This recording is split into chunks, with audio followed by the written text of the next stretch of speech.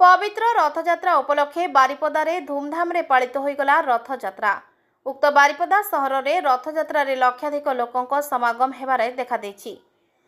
लोक भिड़ पूर्व अनुमान करी बारिपदा बीजेपी दल पक्षरु एक दही पानी लेंबू सरबत इत्यादि तैयारी करी लोकंक तृषा मेंटाइथिले। दलर समस्त सदस्य सेथिरे पूर्व केंद्र मंत्री विशेष टुडू, प्रकाश सोरेन, हेमलता दास, पुरुषोत्तम सेठी, संकर्षण पंडा समेत बहु वरिष्ठ नेता निजे प्रस्तुत करथिले सुस्वादु दहीपणा। आ लोकों को सरबत देई खूब प्रशंसा साउंटिथिले बीजेपी दल आ नेता माने। बारिपदा बड़दांडरू चलित वर्ष रथ यात्रा देखुवे आपण काली बाखरु काली जो सुभद्रा रथ टणा गला। आज सुभद्रा रथ फास्ट टणा हैतला, तापरे जगन्नाथ को रथ टणा गला। लक्षाधिक लोक ए रथ टणारे शामिल होइचंती एवं एटी वृद्ध भी छोट झीठू आरंभ करके समस्त जगन्नाथ महाप्रभु को रसरे रसायित होइके माने सब आसीचंती एवं शृंखलित भाव में ये प्रशासन भी शृंखलित हिसाब रे काम करूचंती एवं प्रशासन को भी आज मानि पड़बो। कौन सी एटी त्रुटि नहीं प्रशासन रे एवं लोक मान को निज भितर भी बुझामणा सब ठीक रहिছে एवं ठीक रे चली रथ टणा। गत वर्ष ए वर्ष भीतर बहुत फरक जणा पड़ी।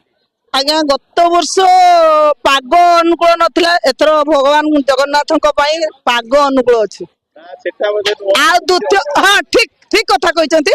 गत वर्ष बीजेडी शासन थे जो पांडियन इयर थे, एथर आम मोहन माझी सरकार और बीजेपी सरकार मोदी जी नेतृत्व में आज 2 दिन है आमर कैंप रे स्टॉल डेली डेली सका 2 दिन है सका आरंभ हो संध्या पर्यंत दही सरबत एवं लेंबू सरबत आमे दे चलीचु एवं आगु को भी दबु। प्रत्येक वर्ष रथ टणा रे माने महिला मानकर जो सुभद्रा रथ टाणा जाए सेटा 50 वर्ष हो गला। एथरक 50 वर्ष पड़ला तो एटा गोटे बहुत बड़ कथा जे हमर बारिपदार महिला मानक सुभद्रा रथ को महिला माने टाणी नौचन। एटा गोटे बहुत भल कथा।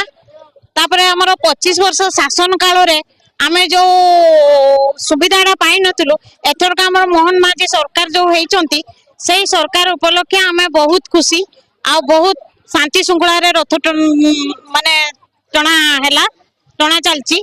गत 2 दिन धरिकी सरबत बंटन दही सरबत लेंबू सरबत बंटन होउची आ शांति श्रृंखला रे पूरा एकदम रथ टणा चलची। किछि त्रुटि भी नहीं रथ टणा रे, तेणु आमे बहुत खुशी। जय जगन्नाथ। जय जगन्नाथ।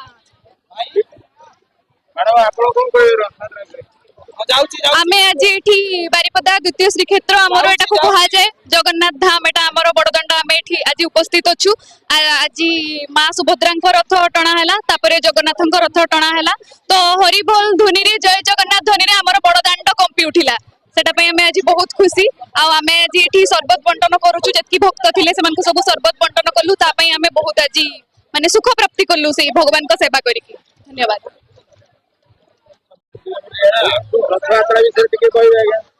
देखो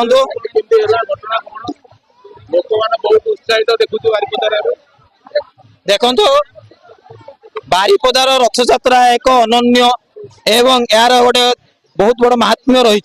आमर बारिपदार रथ यात्रा प्रभु द्वितीय श्रीक्षेत्र बोली कह जाए। द्वितीय श्रीक्षेत्र विजय आमर श्री श्री हरबलदेव महाप्रभुंकर ये रथ यात्रा यह 2 दिन धरी अनुष्ठित हुए। आमर एटार अन्य एक गुरुत्वपूर्ण विषय रही। एठे माँ सुभद्रांकर रथ को केवल महिला माने ही टाणती। ता छड़ा ए वर्षर ए अनुकूल पाग तथा जगन्नाथंकर आशीर्वाद पई बहुत लक्ष लक्ष भक्तंकर समागम होईची। ता छड़ा भक्त और श्रद्धालु माने बहुत दिन पर वर्षरे थरे कहया पई गले तांको भगवान को देखवा पई जे भली भाव रे दौड़ी आसंती तार आज एक रूपरेखा देखा मिली बारिपदारे।